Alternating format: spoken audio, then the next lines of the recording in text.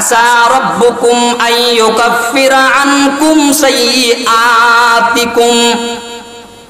রব্বুল আলামিন বলেন, এই 60 বছরের ভিতরে যেই পরিমাণ গুনাহ তোমরা আমি আল্লাহর দরবারে করলা, সমস্ত গুনাহগুলা আমি আল্লাহ গয়না গয়না আসমানের মধ্যে ফেরেশতাদের সামনে তোমাদের নামটাকে আমি আল্লাহ মাফির ঘোষণা লিখে দিলাম। সুবহানাল্লাহ বলেন। আল্লাহ বলেন, বান্দারে এই মাফ করার পরে আমি আল্লাহ কান্ত হই নাই, তোমার হায়াতের মধ্যে যতগুলা গুনাহ আমি আল্লাহ মাফ করে দিলাম, এই প্রত্যেকটা গুনার স্থানের মধ্যে এক একটা নেকি দ্বারা আমি আল্লাহ তোমার আমলনামাকে ওই মুহূর্তে ভরপুর করে দিলাম। জোরে বলেন না সুবহানাল্লাহ। এক নাম্বার আল্লাহ মাফ করলেন, দুই নাম্বার বলেন তো কি, যা মাফ করলেন তার স্থলাভিষিক্ত আল্লাহ পাক আমাদের জন্য প্রত্যেকটা গুনার স্থলে নেকি দ্বারা আমলনামা ভরপুর করে দিলেন। আচ্ছা, এখন গুনাহও মাফ হইল, নেকিও আসলো, এখন কাজটা কি? আল্লাহ বলেন, ওয়ায়ুদখিলাকুম জান্নাতিন তাজরি মিন তাহতিহাল আনহার। আল্লাহ পাক রব্বুল আলামিন বলেন, এক নম্বরে তোমাদেরকে আমি মাফ করে দিলাম, দুই নম্বরে যা মাফ করলাম প্রত্যেকটা গুনার স্থানের মধ্যে নেকি দান করে দিলাম। আল্লাহ বলেন, বান্দারে ওই দিনে বা ওই রাত্রে তোমাদের যদি মৃত্যু হয়ে যায়, তাহলে 3.5 হাত কবরে তোমাকে রাখার সাথে সাথে আমি আল্লাহর পক্ষ থেকে জান্নাতুল ফেরদাউসের সম্পর্ক আমি আল্লাহ তোমার কবরের সাথে ওই মুহূর্তে লাগায়া দিলাম। জোরে বলেন না সুবহানাল্লাহ। জান্নাতুল ফেরদাউসের সম্পর্ক যখন লেগে যাবে, তখন এই জান্নাতের মধ্যে আমরা আরাম আয়েশে আমরা থাকবো কি থাকবো না? এমন আশা আমাদের দিলের ভিতরে পাহাড় পরিমাণ আসেনি না নাই? এখন যখন আমরা এই জান্নাতের আরাম আয়েশে থাকলাম, আপনারা বলেন তো দেখি, আরেকটা দিন আমাদের অপেক্ষা করতেছে, যেই দিনটা হলো কবরের দিন শেষ, ময়দানে মাহশরের দিন শুরু। সাটা বেশি গরম, ঠান্ডা হয়ে জানার লাগে। তাহলে একটু চিন্তা করে দেখেন, আমরা ময়দানে মাহশরে আমরা হাজিরা দিব, দ্বিতীয় নম্বরের বিচারের কাঠগড়ায় আমরা দাঁড়িয়ে যাব। কয় নম্বর? দ্বিতীয় নম্বর। যখন দ্বিতীয় নম্বর বিচারের কাঠগড়ায় আমরা দাঁড়িয়ে যাব, এক কাপ চা আনতে এত আওয়াজ লাগে, তর্জমা করে বুঝাই লাগে। আলোচনার মধ্যে মানে কোনো আওয়াজ নাই, আমার চা লাগবো না ভাই, আলোচনার দুন ছুটাই দিচ্ছেন, আমি চা লাগতো না। তাহলে ময়দানে মাহশরে আমাদের জন্য যখন দ্বিতীয় পর্যায়ের বিচারের কার্য শুরু হয়ে যাবে, তখন আমাদের মধ্যে একরকম অস্থিরতা পাপ পয়দা হয়ে যাবে। আল্লাহর পয়গম্বর বলেন, আমার উম্মত ওই ময়দানে মাহশরেও আমি নবীজি সুসংবাদ দিলাম, ওই জায়গাতেও তোমাদের কোনো চিন্তা আর টেনশন নাই। সুবহানাল্লাহ আসতে বলেন। আচ্ছা, তাহলে কবর থেকে কি আমরাই উঠবো না আরো হাজার হাজার লক্ষ লক্ষ উঠবেন? উঠবেন না? তাহলে আমাদেরকেই যে আল্লাহ মাফ করবেন, আমাদেরকেই যে আল্লাহ পাক তার আরশের নিচে ছায়া দান করবেন, এমন নিদর্শন কি বা এমন চিহ্ন কি? আল্লাহু আকবার। বর্তমানে বাংলাদেশের মধ্যে আওয়ামী লীগ আছে, বিএনপি আছে, জাতীয় পার্টি আছে, খেলাফত আছে, জমিয়ত আছে, জাসদ আছে, বাসদ আছে, চরমুনাই আছে, কত শত রাজনৈতিক দল যে আছে তার সঠিক কোনো হিসাব আমাদের মধ্যে আছে? বরঞ্চ আরো হইতে আছে। কেউ করে রাজনীতির নামে পেটের নীতি, কেউ আছে রাজনীতির নামে করে বিবেকের নীতি আর নেতার নীতি। এই চলতেছে আমাদের দেশের রাজনৈতিক অবস্থা। কিন্তু তারা নেতাম কি করে, তারা পেটের পূজা করে, তারা মস্তদের পূজা করে, কিন্তু আমাদের মতন সাধারণ মানুষ যারা খেটে খায় তাদের অস্তিত্বগুলা খারাপ হয়ে যায়। কথা বলেন ঠিক না বেঠিক? এসি রুমের মধ্যে বসে আইন করা যায়, চাউলের দাম বৃদ্ধি করা যায়, কিন্তু উত্তপ্ত সূর্যের তাপের নিচে দাঁড়িয়ে যদি 3 ঘন্টা ডিউটি করে, তাহলে বুঝতে পারতো এসির নিচে বসিয়া চালের দাম বৃদ্ধি করা কতটুকু আরাম আয়েছে। এই কারণে হযরত হযরতে উমরে ফারুক রাদিয়াল্লাহু তাআলা আনহু যখন অর্ধ জাহানের শাসনকর্তা, তখন তিনি একটা গাছের নিচে, খেজুর গাছের নিচে শুয়ে আছেন। কি গাছের নিচে? ইয়ামান থেকে একজন আল্লাহর বান্দা আসছে। আসার পরে কয়, অর্ধ জাহানের শাসনকর্তা সাইয়্যিদুনা হযরতে উমর আমিরুল মুমিনিনকে দেখার জন্য আইছি। শাসক দেখার লাগিয়েছে, তাই না? চেম্বার কই? জিগাইছে কি কই? চেম্বার, অফিস কই? তাহলে যদি একটু মেম্বারি বা চেয়ারম্যানই আমাদের দেশের মান, আমরা এলাকার কথা হইতেছি না, নাইলে ওয়াজ থেকে নেমে বাড়ি পর্যন্ত যাওয়া সম্ভব হইতো না। এমনি আমার এলাকার ইউনিয়নের যে চেয়ারম্যান আছে, তার স্বপ্নেও আজ পর্যন্ত আমি জন্ম লিয়ে দেখছি না। বিশ্বাস করুন, আজ পর্যন্তও দেখছি না। নির্বাচনের আগে আমাদের দেশের ক্ষমতাশীল মানুষের পোশাক পরিচ্ছদ এমন হয়, যখন ভোটের জন্য আপনার ঘরের দরজার সামনে আসে, মন চায় নিজের পোশাকটা খুললে তার গায়ে পরাইয়া দিতেন। কিন্তু যখন ফাঁস করে, তখন তার লেঙ্গুরের লাগাল পর্যন্ত বছরে একবার স্বপ্নে তাবিল হইলেও খুঁজে পাওয়া যায় না। এমন শাসক আর ক্ষমতাশীল আমাদের দেশের মধ্যে আসেনি না নাই? জুড়ে বলেন, আসেনি না নাই?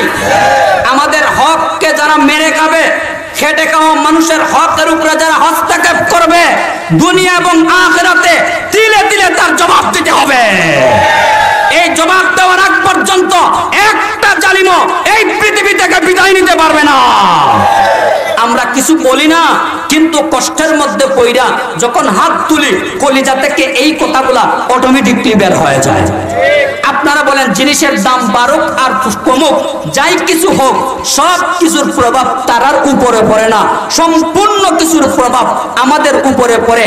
আজ থেকে 3 বছর আগে যেই ব্যক্তির রোজ 400 টাকা ছিল, আজ পর্যন্ত 400 টাকা। কিন্তু আজ থেকে 4 বছর আগে চালের কেজি ছিল 35 টাকা, আজকে হয়েছে 65 টাকা।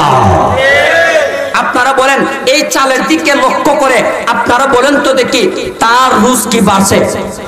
তার রুজ বাড়ে নাই। তাহলে কষ্ট কোন জায়গা? আমাদের জায়গার মধ্যে আসলে পরে কষ্ট হবে। এই কারণে আমরা দোয়া করি, সমস্ত শাসক গোষ্ঠীকে আল্লাহ যেন হেদায়েত দান করেন, আমিন বন্যা।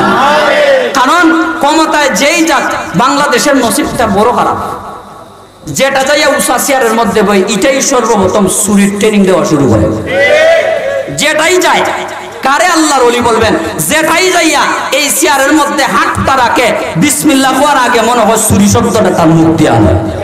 আর নইলে দেশের অবস্থা পরিবর্তন হয় না কেন? তার একটা মাত্র কারণ, আইন প্রণয়ন করলে কাজ হবে না। চোরকে আপনি চুরি চালাতে চান, দর্শককে দর্শক থেকে বিরত রাখতে চান, একটা ওষুধ আমাদের পক্ষ থেকে বলে দিলাম, তার ভিতরে ব্যবহার করা শুরু করে দেন। এই ওষুধটার নাম হলো আল্লাহর ভয়। তার ভিতরে ঢুকিয়ে দেন, মুহূর্তের ভিতরে এই দর্শক আর এই চোর আল্লাহর ওলিতে পরিণত হয়ে যাবে। আর এই আল্লাহর ভয় ছাড়া এর যত প্রকারের ট্রেনিং দেন, রাজনৈতিক রাস্তার মধ্যে দাঁড়িয়ে, মাঠের মধ্যে দাঁড়িয়ে, মাইক হাতে নিয়ে যত হুঙ্কারি দেন না কেন, তার কোনো কাজ হবে না। হযরত উমরকে দেখার জন্য ইয়ামান থেকে এক আগন্তুক লোক আসছে। একজনকে জিজ্ঞাসা করেছে, তোমাদের আমিরুল মুমিনিন কোথায়? আমরা একটু দেখতে চাই। ওই আল্লাহর বান্দা বলেন, আমাদের আমিরুল মুমিনিনের নির্ধারিত কোনো অফিস নাই, কোনো চেম্বার নাই। যেই জায়গার মধ্যে ক্লান্তি আসে, ওই জায়গার মধ্যে তিনি শুয়ে যান, আরাম করা শুরু করে দেন আল্লাহর কুলা আসমানের নিচে। আশ্চর্য হইয়া কয়, তোমাদের দেশটাকে যে শাসন করে, এই শাসনকর্তাকে আমি দেখতে চাই। হ্যাঁ, ওনার কথাই তো বললাম। কোন জায়গায়? ওই যে দেখো, খেজুর গাছের নিচে ঘুমন্ত আছে।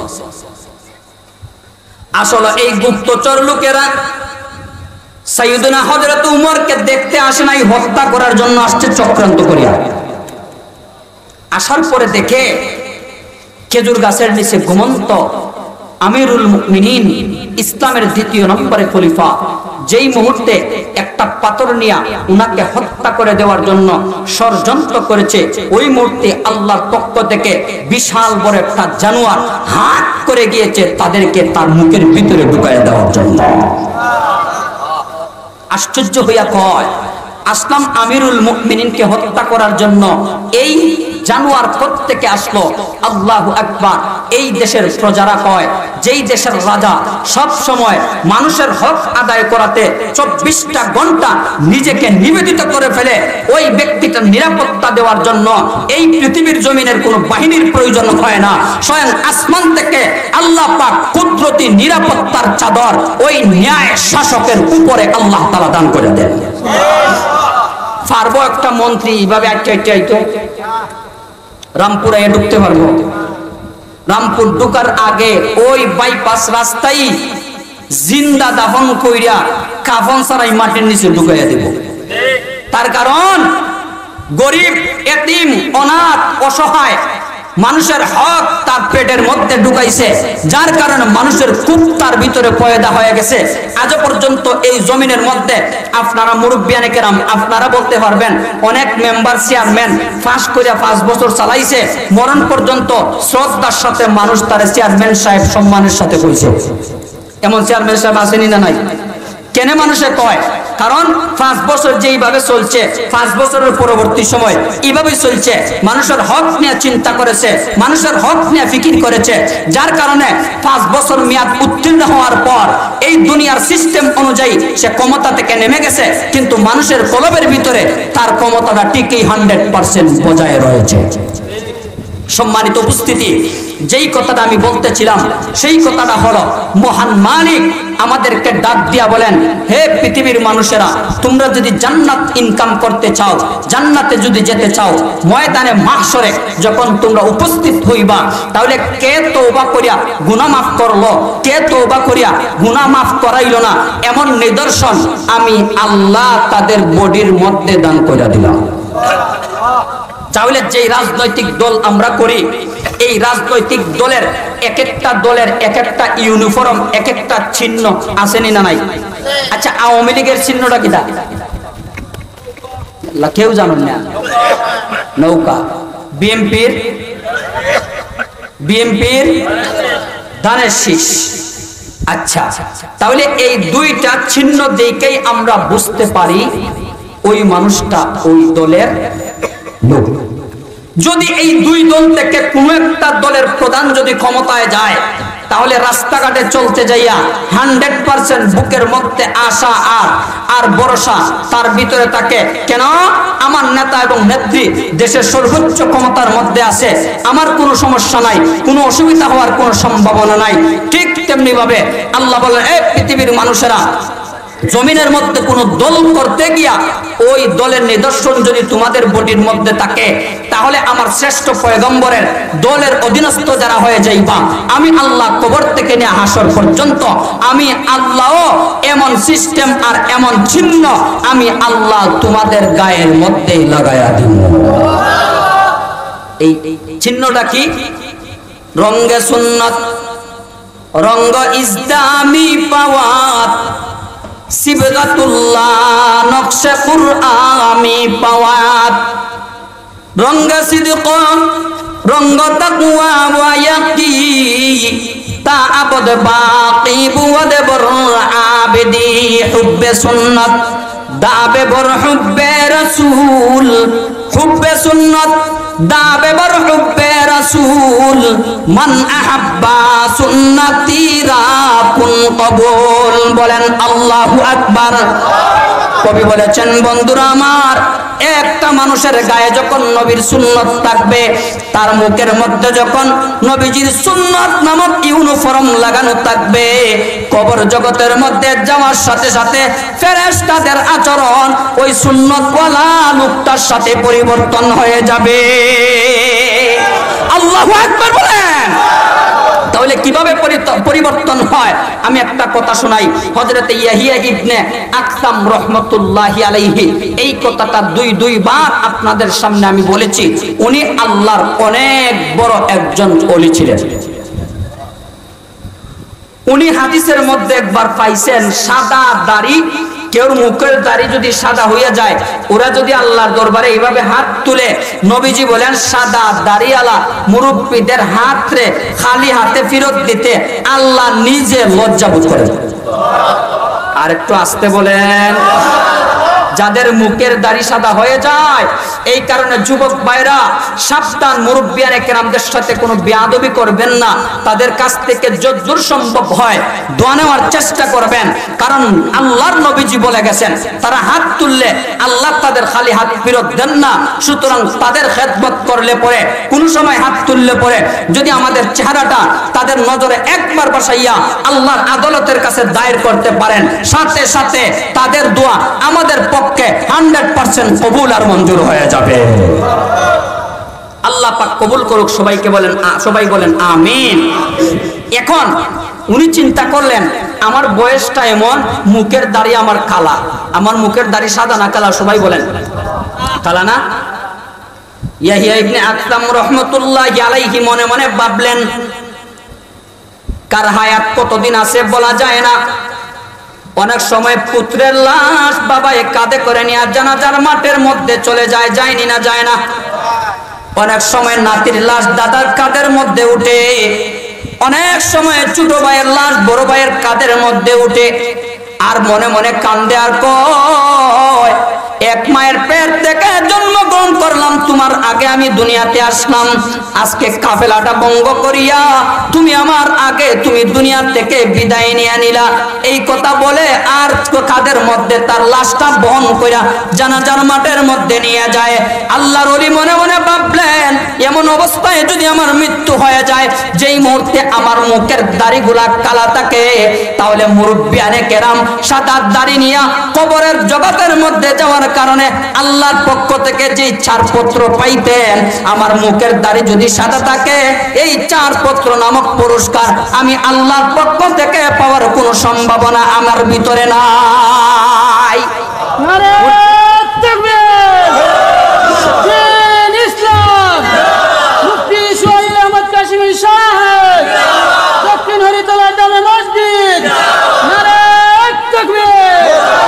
উনি মনে মনে ভাবলেন তাহলে এক কাজ করি, দাড়ি কিভাবে ডুপ্লিকেট করা যায় সেই চিন্তা আমি করি। ডুপ্লিকেট মানে মুখের দাড়ি কালা, যদি আমার মৃত্যু হয়ে যায়, মুখের দাড়ি যদি সাদা হয়ে যায়, আল্লাহর পক্ষ থেকে ছাড় পাওয়ার সম্ভাবনা আমার ভিতরে আছে। এই কথা মনোভাব নিয়া উনি উনার ছেলে সন্তান আত্মীয় স্বজনরে কইল, একটা ওসিয়ত শোনো, কার হায়াত কতদিন আছে বলা যায় না, আমার মুখের দাড়ি কালা থাকে, এমত অবস্থায় যদি আমার মৃত্যু এসে যায়, তাহলে তোমরা আমাকে গোসল দিয়া কবরস্থ করার আগে আগে মেডিসিন দিয়া ঔষধ দিয়া আমার মুখের দাড়িগুলারে সাদা বানাইয়া 3.5 হাত বাটির মধ্যে তোমরা আমাকে শেষ ঘুম পড়াইয়া দিবা। আল্লাহু আকবার। আল্লাহর পক্ষ থেকে আসমানি ফয়সালা। এমন অবস্থায় মৃত্যুবরণ করলেন যেই অবস্থায় উনার মুখের দাড়ি সাদা নয়, উনার মুখের দাড়ি কালা। যখন মৃত্যুবরণ করেছেন, আত্মীয় স্বজন সবাই মিলা একজন আরেকজনের জিগায় আব্বার কোন ওসিয়ত আছে, ঋণ আসেননি, কথা আসেননি? সবাই এক বাক্যে কয় আব্বার একটা মাত্র ওসিয়ত আসিল, আব্বার মুখের দাড়িটা সাদা করে দেওয়া। এটা আবার কি ওসিয়ত? এটা তোমাদের জানার দরকার নাই, আব্বা বলছেন এই কাজটা কইরা দিয়া দাও। শেষ গোসল পরাইয়া দিছেন, শেষ পোশাক সাদা কাপড় পরাইয়া দিছেন। যখন জানাজার নামাজ পড়াইবেন, এর আগ মুহূর্তে মেডিসিন দিয়া মুখের দাড়িটা সাদা কইরা, দপদপে সাদা কইরা জানাজার নামাজ পড়াইয়া শেষ ঘুম 3.5 হাত কবরের মধ্যে পড়াইয়া দিছেন। যখন পড়াইয়া দিছেন, তখন ফেরেশতারা আসছেন। কি জন্য? নাস্তা খাওয়াইবার জন্য না প্রশ্ন করার জন্য? আচ্ছা বলেন তো দেখি, আমরা কবরের বাড়িতে গেলে আমাদের জন্য কয়টা প্রশ্ন? আমার কথা আপনারা বুঝেননি? যারা দাঁড়াই আছেন কিচ্ছু করার নাই, আমরার জায়গা নাই। এখন জানারে কইম আগ্রহ, এখন তার কষ্ট হইব, জায়গা নাই সামনে। আপনারা না, আপনারা নাই, আল্লাহ আল্লাহ, আপনারা না, একটু আজ্ঞান, একটু সামনের দিকে অগ্রসর হন। বস আওয়াজ বন্ধ। এখন আর চাপানো যাবে না। যারা আসেন পারলে বা মসজিদের বারান্দায় জায়গা থাকলে মসজিদের ভিতরে ঢুকেন, আর প্যান্ডেলের ভিতরে জায়গা নাই। আগামী বছর আমি আশা রাখবো এর চাইতে বড় প্যান্ডেল হইতো। কয়েকজনে কইলে ইনশাআল্লাহ, ইনশাআল্লাহ কইলে যদি আবার টাকা দেওয়া লাগে। আচ্ছা, সবাই আমিন বলেন। আচ্ছা, এখন ফেরেশতারা যখন আসছেন প্রশ্ন করার জন্য, আসিয়া বলেন মার রাব্বুকা ওয়া মা দীনুকা ওয়া মান হাদার রাজুলুল্লাযী বুইসা ফীকুম। তিনটা প্রশ্ন। নাম্বার 1, তোমার রব কে? নাম্বার 2, তোমার ধর্ম কি? নাম্বার 3, ওই যে নূরানি চেহারাওয়ালা লোকটা দেখা যায় উনি তোমার কি?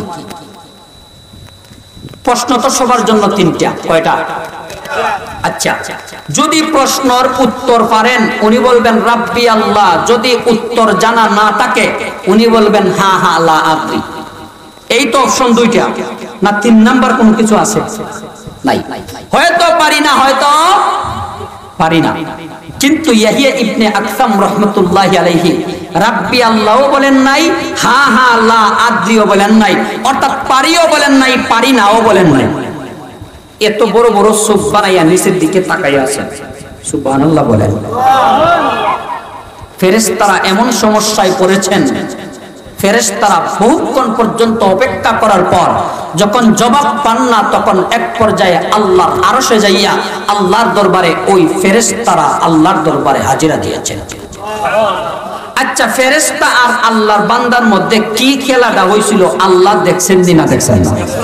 দেখছেন না? দেখছেন না? দেখছেন। আল্লাহ বলেন ফেরেশতারা আমার ইয়াহিয়া ইবনে আকসামের রেজাল্টটা কি বলো? ফেরেশতারা বলেন আল্লাহ এই পর্যন্ত মুনকার নাকির হই আমরা যত মুর্দেগান মেহমানের কাছে গেলাম, এমন ডেঞ্জারাস মেহমান আল্লাহ জীবনও আমরা পাইছি না। সুবহানাল্লাহ। কি ডেঞ্জারাস মেহমান? কয় আল্লাহ বললাম মার রাব্বুকা, পারলে বলবে রাব্বি আল্লাহ, না পারলে বলবে হা হা লা আদরি। এটা পারেও কয় না, পারিও নাও কয় না। আল্লাহ ডরাইয়া অপেক্ষা কইরা চলে আসছে আল্লাহ তোমার দরবারে। আল্লাহ বলেন ফেরেশতারা রে তোমরা আর যাইও না, আমি আল্লাহ স্বয়ং নিজে তাকে প্রশ্ন করব। আর একটু জোরে বলেন না সুবহানাল্লাহ। আল্লাহ বলেন ইয়াহিয়া জবাব দিলা না? ইয়াহিয়া ইবনে আকসাম বলেন আল্লাহ তাদের আদব কায়দা ঠিক নাই, এই কারণে আমার পক্ষ থেকে কোনো জবাব বাহির হয় নাই। রঙ্গে সুন্নত রঙ্গ ইসলামি পাওয়াত সিবগাতুল্লাহ নকশে কুরআনি পাওয়াত রঙ্গ সিদিক রঙ্গ তাকওয়া ওয়া ইয়াকিন তাআবুদ বাকি বুদ বর আবদি হুব্বে সুন্নাত দাবে বর হুব্বে রাসূল মান আহাব্বা সুন্নতি রাকুন কবুল। বলেন আল্লাহু আকবার। ইয়াহিয়া ইবনে আকসাম বলেন আল্লাহ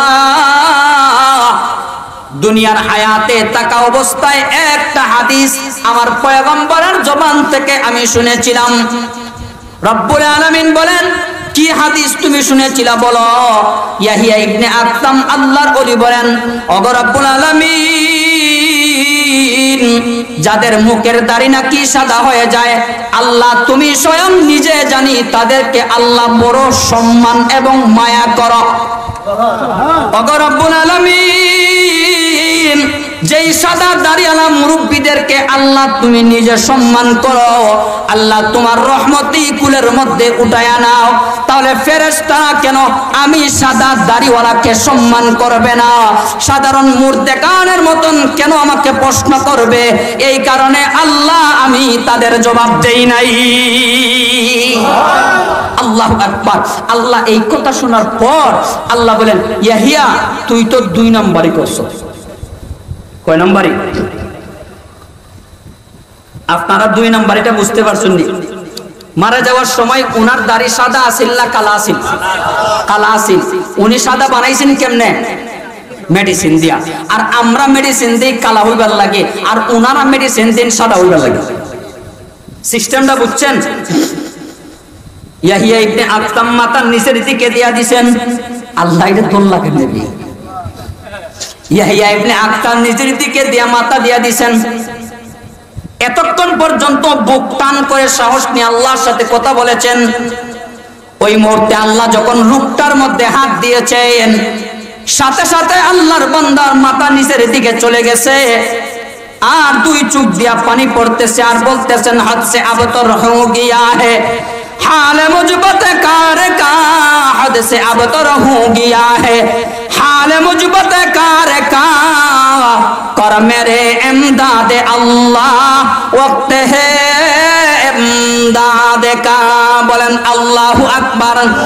আল্লাহর ওলিরা যখন শেষ রাতে আল্লাহর দরবারে হাজিরা দেন, ওইভাবে কাই মনোবাক্যে আল্লাহর দরবারে এইভাবেই তারা কথা বলেন, ওগো দয়ার আল্লাহ, পৃথিবীর সমস্ত মানুষেরা ঘুমায়া গেছে আর তোমার পাপিষ্ঠরা এই মুহূর্তে জাগ্রত আছে।